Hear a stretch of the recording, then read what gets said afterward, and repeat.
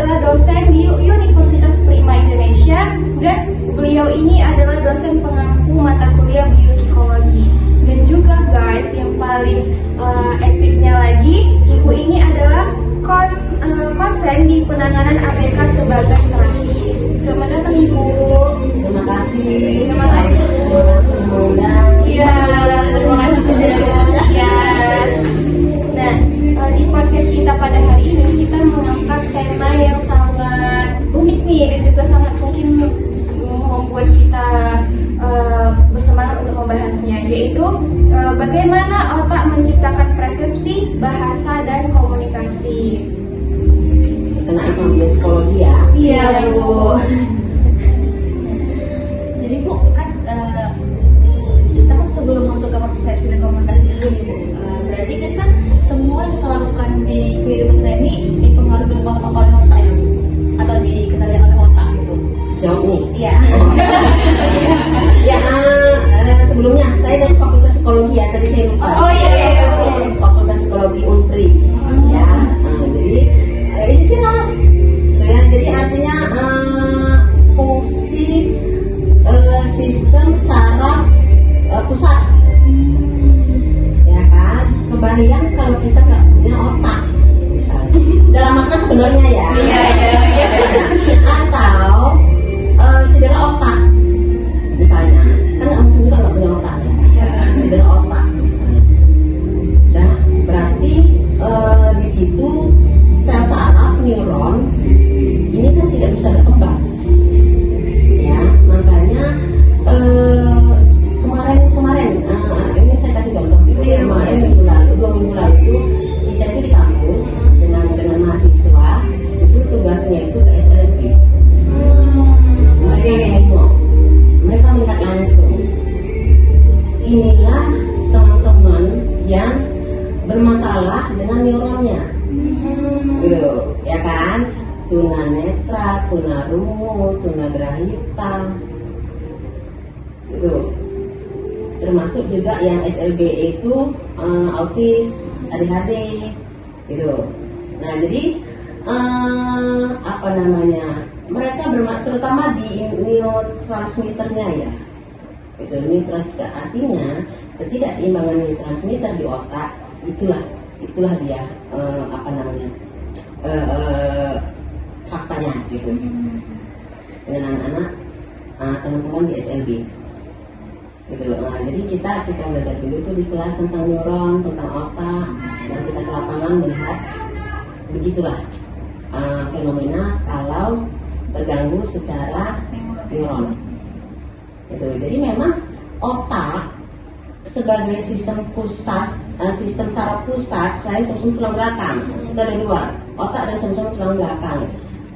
Dialah memang yang mengorganisir, mengatur hampir semua bagian vital di tubuh kita, ya kan? Nah, jadi semuanya baik itu yang sengaja, yang disengaja atau tidak disengaja. Misalnya kita bergerak secara sadar, maksud saya secara sadar bergerak, belajar, berlari, makan dan sebagainya, itu diskusi seperti ini sadar. Sampai yang hal yang tidak sadar, misalnya nggak usah artinya yang tidak sadar itu kan tanpa kita instruksi dia terus kerja, gitu. Tanpa otak instruksi pun dia terus kerja, misal detak jantung, kerja ginjal, gitu ya, inian paru-paru, itu kan secara otomatis, nggak usah pun otak menginstruksi itu. Tapi dia diorganisir oleh otak, gitu. Seperti itu secara singkatnya. Tadi kan kita membahas tentang otak, dan selanjutnya kita membahas tentang persepsi. Kebanyakan orang kan mikir kalau persepsi itu cuma Nggak apa-apa. Dan tadi kan kita membahas tentang otak. Nah, selanjutnya kita membahas mengenai persepsi. Kebanyakan orang kan berpikir kalau persepsi itu cuma melihat dan mendengar. Padahal sebenarnya persepsi itu bagaimana cara otak memberikan makna. Nah, itu bagaimana menurut Ibu? Jadi gini, otak itu saya terangkan singkat. Yang pertama itu dia akan mengambil input. Otak akan mengambil input dari lingkungan, ya, melalui apa? Panca indera, bisa mata, bisa telinga, ada visual, auditori, kulit, gitu kan? Nah itu ditangkap dulu tuh, diinput dulu tuh oleh otak. Nah setelah itu dijalankan ke setelah misal mata nih ya, visual mata menangkap itu lalu dikirim ke otak gitu. Nah di otak terjadi pemrosesan. Di otak terjadi pemrosesan. Nah disitulah makna keputusan diambil, makna terbentuk, memori atau ingatan terbentuk, dan emosi diatur gitu. Contohnya nanti ini saya terangkan. Setelah itu otak mengirim balik tuh makna itu ke tubuh, dikembalikan ke tubuh melalui apa namanya aliran listrik, itulah neurotransmitter gitu. Nah untuk diubah apa menjadi respon yang sesuai gitu. Nah kadang neurotransmitter ini bekerja dengan cepat, makanya tergantung dengan apa yang input di awal gitu. Nah jadi misalnya nih ya, ini ada misalnya termos. Nah saya kira ini termos atau istilah tumbler ya. Nah ini tumbler bisa apa namanya? Bisa walaupun nggak berisi air panas, tapi nggak panas kalau dipegang kan ada gitu. Ya ada tumbler gitu. Nah ada tumbler kan enggak? Ya panas saja gitu. Di saya yang saya sudah ngalami, pengalaman saya adalah tumbler itu anti panas gitu. Ternyata suatu waktu itu tumbler nggak anti panas. Saya pegang, saya pegang berarti yang menerima input awal itu kulit, panca indera kan, itu kulit. Nah lalu disalurkan ke otak. Otak memaknai itu namanya panas, cepat lepas. Nah itu dia kirim balik ke tubuh, dan reaksi kita apa, respon kita apa? Lepas. Tapi itu dilakukan dengan waktu sepersekian detik.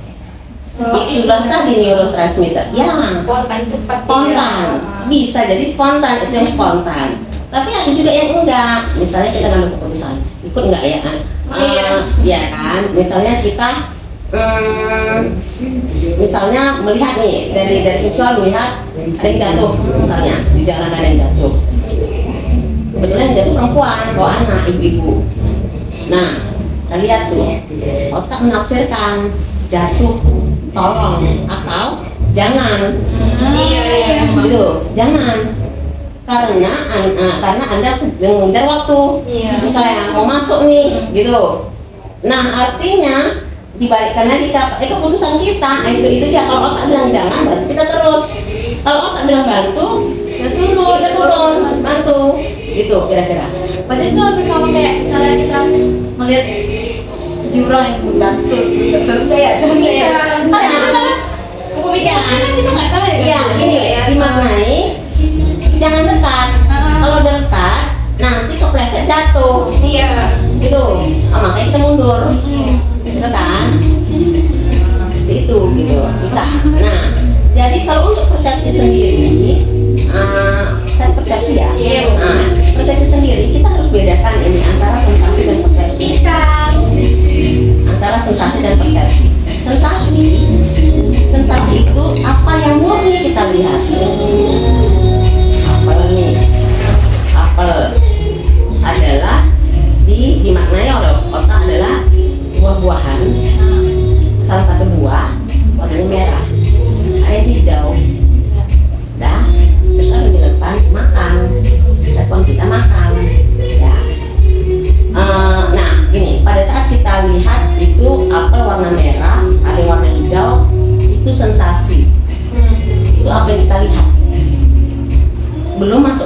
persepsi.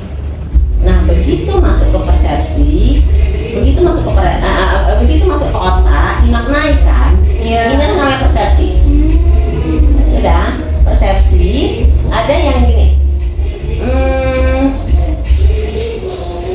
Kalau sudah ada yang gini, kalau ada yang lihat apel itu selera, Iya. orang merah, atau hijau, segar, Iya. ya. Tapi ada juga yang apa namanya, yang geli gitu, geli, Gak suka aja. nggak suka. Kenapa nggak suka? Ada pengalaman. Ada warnanya, nggak suka rasanya. Bisa jadi. Bisa jadi apa namanya, ada pengalaman yang gak enak, bisa jadi. Nah, persepsi itu udah, kenapa persepsi bisa terbentuk, salah satunya faktor pengalaman. Misalnya ada trauma misalnya. Nah, kenapa ada yang bilang apel itu enak, pengalaman dia bagus terhadap apel itu. Tapi coba kalau misalnya pada saat dia makan ternyata tergigit ular misalnya. Iya. Jijik kan? Begitu melihat apel, dia punya pengalaman itu langsung jijik. Jadi karena trauma masa lalunya. Bisa jadi. Pengalaman. Wah. Pengalaman itu bisa positif, bisa negatif kan. Nah, saya pernah begini. Saya mau visit ke rumah anak. Kebetulan ada satu hari, nah saya biasa melalui jalan motong. Dan kebetulan jalan potong ini di daerah kandang lembu. Banyak kandang lembu. Di satu daerah di Sampali gitu. Nah, banyak kandang lembunya. Nah, sama saya lewat, ini nggak pernah terjadi apa-apa. Dan begitu saya lewat sekali, begitu lewat suatu kali saya lewat, ini ada kebiasaan yang ternak lembu mengeluarkan lembunya keluar untuk cari makan, ya kan? Otomatis kan rame-rame itu lembu, ya kan? Rame-rame itu lembu. Nah, awalnya sebelum kejadian ini saya nggak ada masalah apa-apa. Apalagi kebetulan memang lembunya kecil-kecil gitu, masih yang muda-muda. Nah, suatu saat saya ketemu, jadi kami dihalangi lembu nih, ada beberapa pengendara termasuk mobil gitu ya. Kami terhalang lembu. Jadi lembunya arah sana, lembunya mau ke sana, kami pun mau ke sana. Jadi kami di belakangnya. Ada juga yang dari sana mau ke sini, gitu kan? Kendaraan. Ya, kendaraan. Tiba-tiba ada yang nggak sabar nih. Ada yang nggak sabar, dia klakson. Itu lembu. Gitu kan? Terus sebagian dia bilang, "Woi, ngapain? Woi, jangan diklakson." Gitu. Udah gitu, oke, dia berhenti. Tapi mungkin karena dia memang mau cepat, diklakson lagi tuh sampai dia. Dia tuh panik. Lampu nggak ada pengalaman bahwa diklakson itu minggir. Iya. Yang punya pengalaman itu kita. Gitu. Ya kan? Makanya saya, ini orang bego. Tapi saya nggak bisa nyalakan juga karena memang dia sebego itu. Iya. Jadi terus Dia stres, ya kan kamu stres kan? Wah, lembu itu lari tentang pakai. Saya syukur aja nggak tersepak. Itu kan takut. Iya. Masih dekat. Sepak. Itu kita udah waktu itu udah. Pokoknya nyelamatkan, yang penting nyelamatkan diri aja. Nah, ada sisi celah yang langsung saya lihat, saya langsung masuk gitu. Nah, saya nggak ngeliat lagi tuh di belakang apa kejadian. Gitu. Nah, dan kaca spion saya lihat, dari kaca spionnya saya lihat lembu itu kan ada mobil naik ke atas kap mobil itu, saking paniknya lah. Nah, setelah itu apa akhirnya yang saya belajar? Semenjak itu saya takut lewat di situ. Padahal cuma sekali kejadian. Sekali kejadian, dan itu membekas. Nah, otak saya sudah nak, jangan lewat situ. Karena dikit lagi. Peluang yang besar karena situ memang daerah itu kan, daerah kandang kan, itu kira-kira seperti itu. Padahal kalau dekat secara sensasi, lembu adalah salah satu jenis hewan Iya. kaki 4, yang termasuk binatang, kan gitu kan? Kan dia nggak lihat sebetulnya. Itu. Ya, itu sensasinya kita dapat itu. Tapi bagi saya lembu itu hewan yang menakutkan. Akhirnya. Iya. Gitu. Iya kan, hewan menakutkan. Salahkah persepsi saya? Tidak. Makanya persepsi itu nggak ada yang salah. Tergantung pengalaman kita.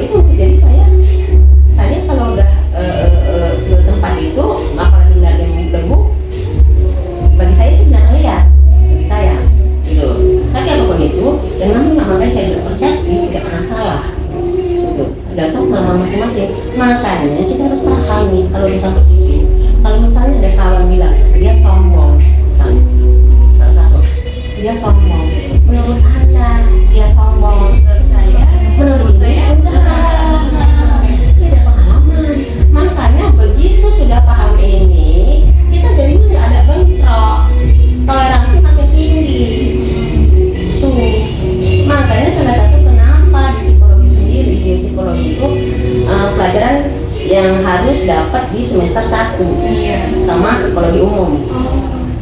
Tuh, sebelum dia masuk ke klinis, ke ABK, ke konseling, gitu. Jadi harus dulu tuh teori. Iya. Karena seharusnya memang di dasar gitu. Ya, berdasarkan otak kan. Iya. Apapun aktivitas kita dari otak kendali. Disitulah persepsi, akhirnya persepsi, keputusan, memori disimpan, emosi diatur, itu semua di otak. Mungkin itu. Jadi tadi tuh Bu sudah membahas tentang persepsi dan otak. Jadi kalau misalnya saya kasih contoh kayak dalam pikiran kita ini ingin mengambil piring, tapi ketika kita berjalan itu yang kita ambil beda seperti anduk. Itu kenapa bisa terjadi seperti itu Bu? Bagaimana kerja Nah otak? itu kesalahan kendali ya, bukan persepsi, bukan kesalahan persepsi. Itu bukan kesalahan persepsi. Ya itu beda lagi. Nah, jadi kalau kesalahan persepsi itu misalnya gini, ada ilusi namanya ilusi optik. Ini ada ya saya minta ini ya, misal gini, anggap ini sama ya, misalnya berapa ini 15 cm, tapi ini sama. Oke, kalau saya begini sama begini, akhirnya mana yang lebih panjang?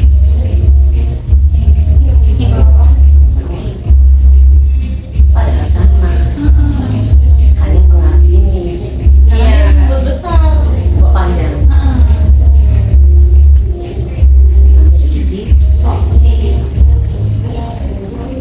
Ilusi optik. Berarti hal yang tadi itu Bukan misalnya tuh. Oh, nah ya. Padahal cuma karena beda dari gambar bawahnya aja. Jadi kita pikir kalau yang bawah itu dia lebih panjang. Padahal sama Karena pengaruh sebenarnya. ini. Nah, Ilusi optik. ilusi optik. Terus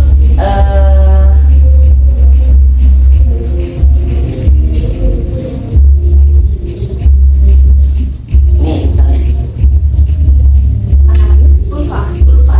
Ulfa ini angka berapa? 9. Kalau saya 6. Oh, karena beda pandangan. Beda sudut. Iya. Benar, Ulfa benar. Iya, 9. Tuh.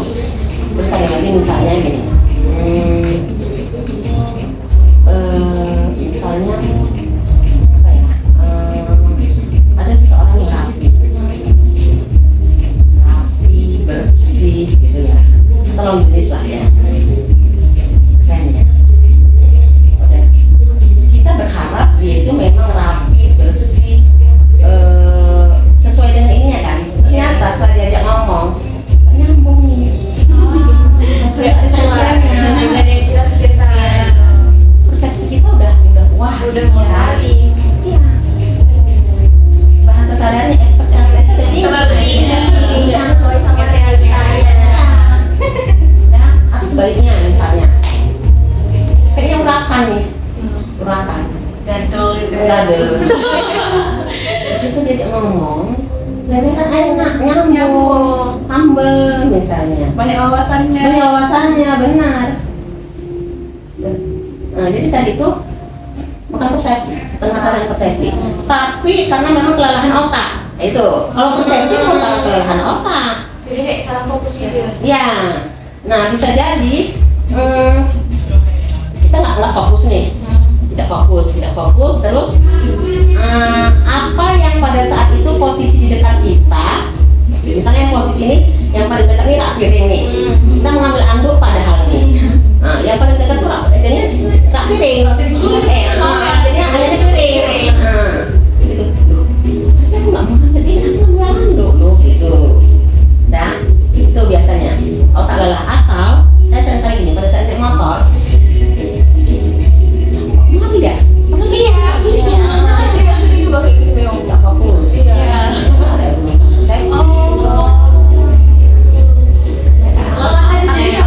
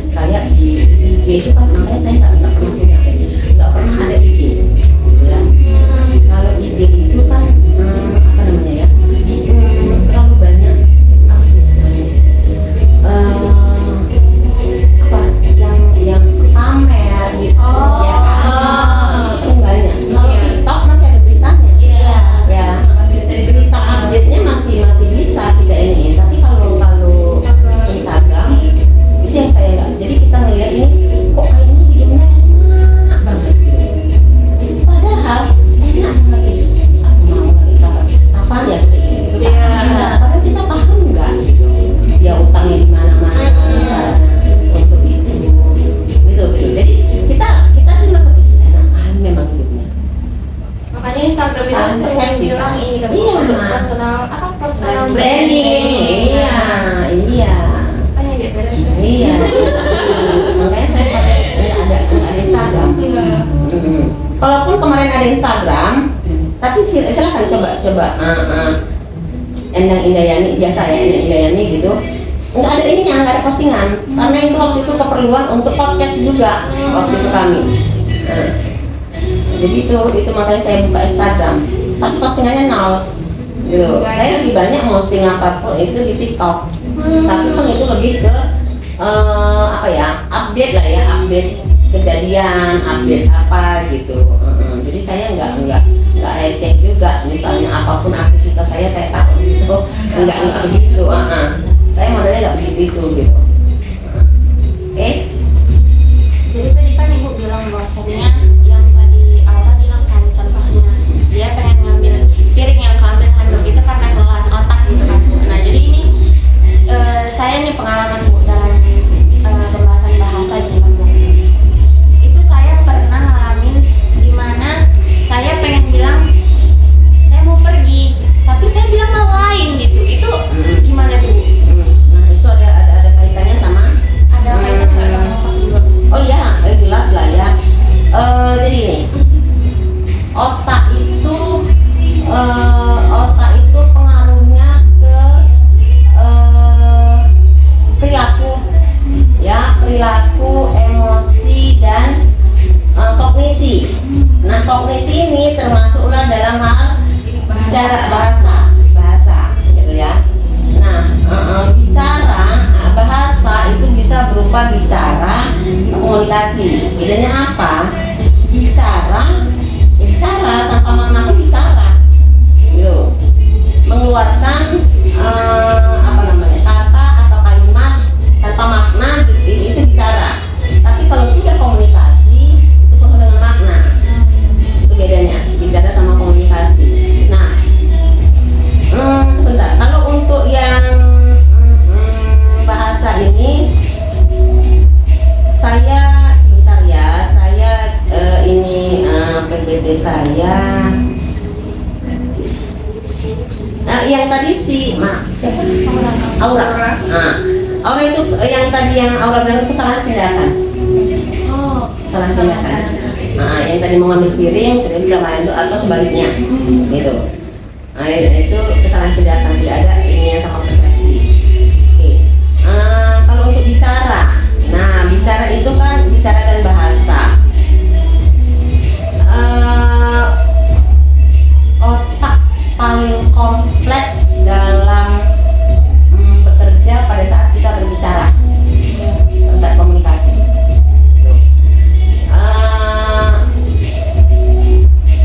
Gini, otak itu kan terbagi atau secara hemisfer terbagi dua, kiri dan kanan, gitu ya. Nah bicara itu otak kiri.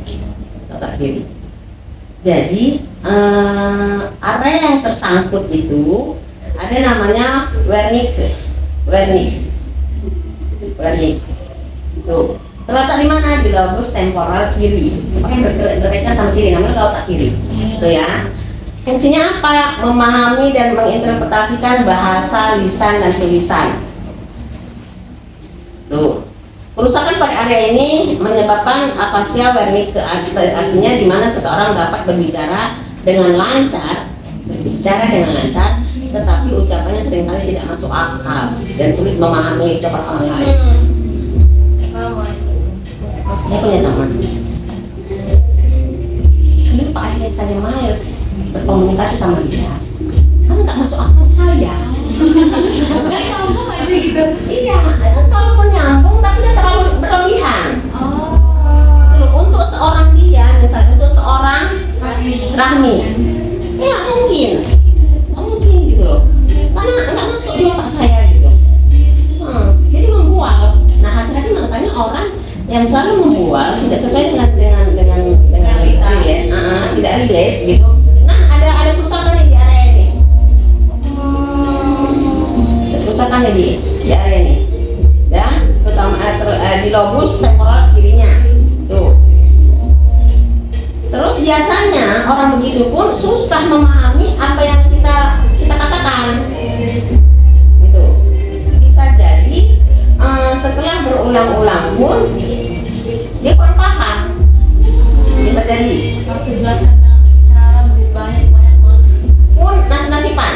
Oh, susah Ya. Enggak lain. Iya, makanya hati-hati kalau sudah otak cedera kan. Maksudnya ada masalah di otak.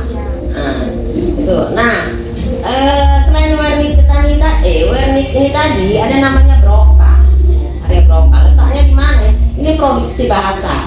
Kalau area Wernicke tadi pemahaman. Kalau Broca itu produksi bahasa, diproduksi dulu baru pemahaman, ya kan? Nah, terletak di mana? Lobus frontal. Kalau tadi terletak di temporal kiri, ini di frontal kiri. Fungsi utamanya produksi ucapan. Namanya sudah produksi bahasa, ya kan? Termasuk perencanaan gramatikal, terus menggerakkan organ bicara, mulut, lidah, suara, pita suara.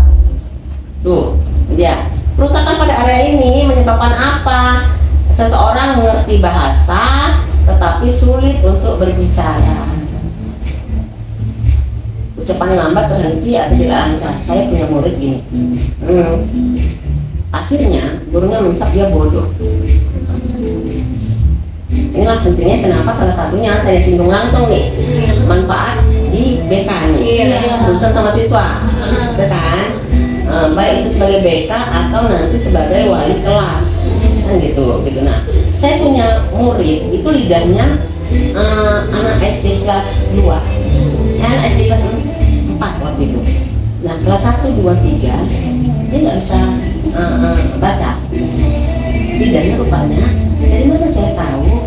Akhirnya kan les sama saya tuh orang tuanya ngasih ke saya. Jadi seminggu 2 minggu saya tangani. Ini sebenarnya bisa, tapi ada huruf-huruf tertentu yang dia nggak pede. Kenapa? Karena dia merasa lidahnya belibet untuk menyebutkan itu. Akhirnya minder. Susah penyebutannya. Ya, akhirnya minder. Begitu dia minder, ditangkap gurunya. Ini anak nggak mau belajar. Padahal paham nggak? Dia ini anak stres karena minder. Iya. Itu, ya kan? Jadi akhirnya waktu itu namanya si laki-laki nih. Ini kan saya suruh ini tetap sama saya amati gitu. Pada saat dia baca suku kata saya amati. Oke, ini ada masalah gini ya. Coba gini, saya suruh gitu. Itu panjang memang. Oh, Iya. kombinasinya bu. Gitu. Dan itu letak masalah. Artinya kita jadi paham tuh,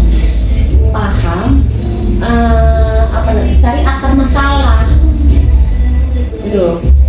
Ya, ini. Jadi melihat manusia itu secara komprehensif itulah manfaatnya. Secara keseluruhan bahwa masalah terutama pada siswa ya, secara kepada manusia juga, maksudnya dikenakan ke manusia juga. Masalah kita itu tidak hanya di psikologis atau lingkungan, tapi juga ada area otak. Gitu. Nah, jadi itu. Jadi kalau kita paham itu semua, jadinya paham nih akar masalahnya. Ya, makanya dilihat keseluruhan supaya bisa nemu akar masalah. Jadi kalau saya bilang akar masalahnya itu di lidahnya terlalu panjang, oke. Begitu sudah akar masalah, intervensinya jadi tepat kan? Iya. Ya kan? Mau kan semua intervensinya tepat, masalah akhirnya terapusi. Ya, selain penambahan satunya manfaatnya adalah makin ini kita empati kita makin terasa. Iya. Ya kan, empati makin terasa, maka keputusan diambil biasanya makin bijak. Tuh, nah ini tadi saya lihat, lidahnya panjang. Oke, terus saya akalin. Kalau huruf-huruf tertentu, jadi gini, nggak apa-apa. Jadi dia udah panjang dan selama ini tidak dilenturkan gitu. Udah panjang kaku karena guru udah malas nyuruh dia baca gitu. gitu. Jadi kira-kira gini kalau coba baca misalnya letak bus rontal gitu. Nyangkut-nyangkut ya Bu Ya, gitu. Jadi terkesan memang tidak terlalu benar. Kan tak mungkin kita suruh potong tuh tidak. Jadi saya akhirnya turun tuh ke sekolah, bilang bilang penumpang saya gitu bahwa khusus dia coba dengarkan bagus-bagus yang dibaca benar kok gitu. Apalagi sejak sama saya karena memang saya pun tekniknya punya, jadi dia bisa baca, ya kan? Dia ini bisa baca, tapi begitu. Nah itu kan nggak bisa kita apa-apain, ya kan? Nah kecuali misalnya bisa dipotong, kan nggak mungkin. Makanya saya bilang. Nah jadi akhirnya saya minta ke sekolah bahwa gurunya yang harus mendengar pada saat dia baca, iya. Suruh targetnya apa dia bisa baca kan? Tidak. Iya. Tidak bisa. Tapi kalau untuk supaya jelas sekali kali anak lain nggak bisa, gitu. Nggak bisa. Itu bukan untuk Untuk anak yang lain. Iya, soal lain bisa gitu. Jadi kan intervensinya tepat gitu. Nah, jadi apa namanya, selama dia memang bisa mengikuti aturan sekolah, dia bisa baca. Terus masalahnya di mana lagi gitu. Gitu. Karena pada dasarnya sudah terentaskan gitu. Iya. Tuh. Begitu. Nah, jadi balik lagi ke tadi pertanyaan Umi Linda. Apa tadi Umi? Itu Bu yang Jadi pengen itu bilang ini tapi itu dia tadi kan. gitu. Yang mau diucapin apa? Ya. Benar. Ya, jadi gini, otak menentukan apa yang mau dikatakan, gitu kan? Bisa jadi misalnya, apa namanya? Sebentar, saya cari DPT server.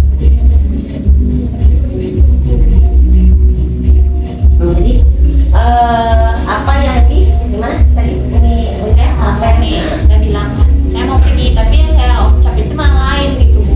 Dan saya siapin gitu kan di otak. Saya bilang saya mau pergi tapi saya ucapin malah lain gitu.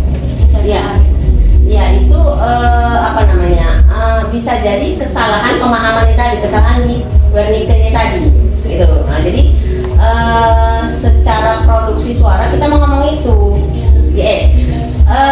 secara otak mau bilang itu. mau bilang itu berarti Apa nih? propanya yang bermasalah gitu. Ya kan, produksi suara propanya yang bermasalah gitu. Nah, jadi penyebabnya apa? Bisa jadi kurang fokus, ya kan? Nah, makanya sama kayak tadi gitu. Nah, makanya fokuskan dulu nih. Nah, makanya gini ya, otak itu sebenarnya butuh tenang, Iya. butuh fokus. Gitu. Makanya tadi malam anak-anak mahasiswa semester itu berpresentasi gitu bahwa penyebab otak itu kan fleksibel ya, Iya. dia akan terus berkembang gitu selama distimulasi, dengan catatan selama distimulasi. Jangan ada harapan berkembang tanpa stimulasi, ya. Jadi dia fleksibel, jadi ada saatnya dia tidak fleksibel. Maksudnya gini, kalau terjadi kalau tiba-tiba tidak fleksibel, itu berarti ada penyebab. Salah satu faktornya adalah multitasking. Itu multitasking. Yang identik dengan multitasking adalah kita perempuan. Iya. Dalam satu waktu mengerjakan berbagai banyak aktivitas, gitu ya. Nah, itulah yang bisa menyebabkan fleksibilitas berkurang. Fleksibilitas otak berkurang, tidak fokus. Akhirnya, otak butuh fokus untuk fleksibel untuk berkembang. Berarti kok multitasking itu ada plus minusnya. Yes, itu dia. Itu. Jadi makanya jadi perempuan itu jangan terlalu multitasking banget. Ada nggak bagusnya juga ya? Kabar buruknya adalah itu dia tadi. Mudah lupa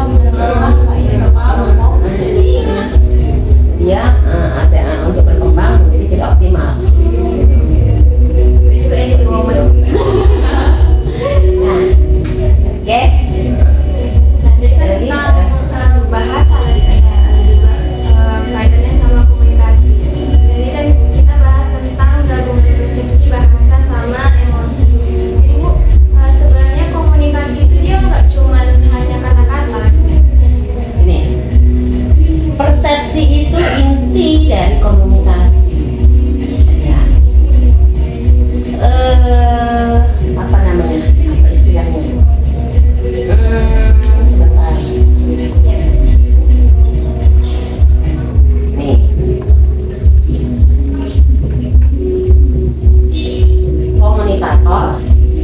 Komunikator menyampaikan pesan ke komunikan. Ya, komunikan ya. Nah, kalau antara kita persepsinya sudah nggak bagus, ini komunikasi nggak efektif, bahkan bisa gagal. Gitu loh. Kalau misalnya saya apa ini pertanyaannya? Kayaknya menjatuhkan ini. Gitu. Nah, ini udah nggak efektif nih. Kesana-sananya pasti apa namanya? Kesana-sananya pasti ya bisa jadi berantem. Peluang perseteru. Ini kejadian tadi malam juga nih. Setelah presentasi tanya jawab kan? Tanya jawab nih. Jadi saya ingat betul gitu. Pas ini pertanyaannya. Jadi ada nanya nih temannya. Terus masalah multitasking tadi. Terus dia bilang multitasking itu nggak ada sama perempuan. Itu stereotype dia bilang. Itu stereotype dia bilang. Nah, terus saya biarkan aja dulu gitu kan. Nah, terus saya tanya. Jadi menurut kamu multitasking yang kamu maksud di PPT itu gimana? Gitu. Oh, mengerjakan banyak pekerjaan dalam satu waktu, Bu. Lah, kan sama. Definisinya kalau gitu kan sama. Itu kan? Nah, tapi nggak gitu, Bu. Ya oke, saya balikan lagi. Jadi maksud kamu gimana? Kamu aja lah maksud kamu gimana? Jadi akhirnya kamu sendiri gitu. Nah, pertanyaan si kawan, yang selama ini yang multitasking kan perempuan tuh. Jadi apakah perempuan punya peluang otak tidak berkembang dengan maksimal? Benar kan? Benar gitu. Nah, dia jawab iya atau enggak aja. Nah, kalau enggak, maksudnya gini, iya benar. Karena memang perempuan makanya jadi perempuan kan gitu kan ya, kayak saya jawaban tadi. Iya. Nah, dia ngotot gitu. Jadi saya bilang karena memang waktu kita terbatas, saya yang menengahi bahwa benar pertanyaan Calvin benar gitu, bahwa perempuan memang bisa di sisi memang multitasking itu bagus gitu. Cuman kabar buruknya adalah kejadian tadi gitu. Nah oke. Nah sampai di situ dia nggak puas nih si yang lain laki-laki, yang ini perempuan.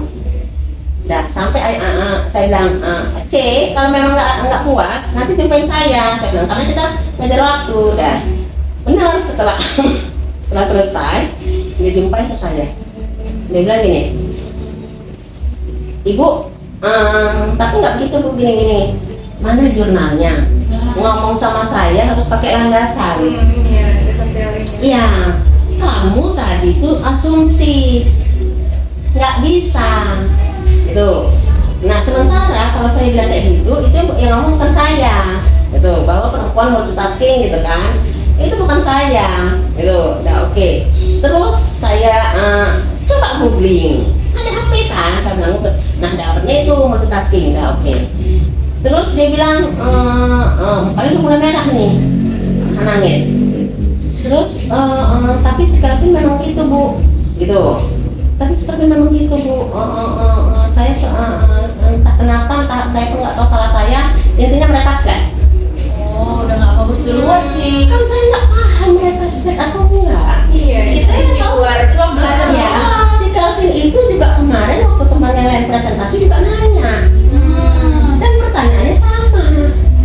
Jadi bukan di dia aja, cuma persepsinya dia udah lain. Tapi enak kan? Makanya komunikasi. Kalau persepsinya udah berantakan, komunikasi pasti nggak banyak. Tuh, jadi persepsi ini komunikasi. Berkaitan sama emosi, dia tadi peluang untuk berantem besar. Karena dia udah persepsi salah komunikasi kawan. Makanya saya udah paham. Oh, saya nggak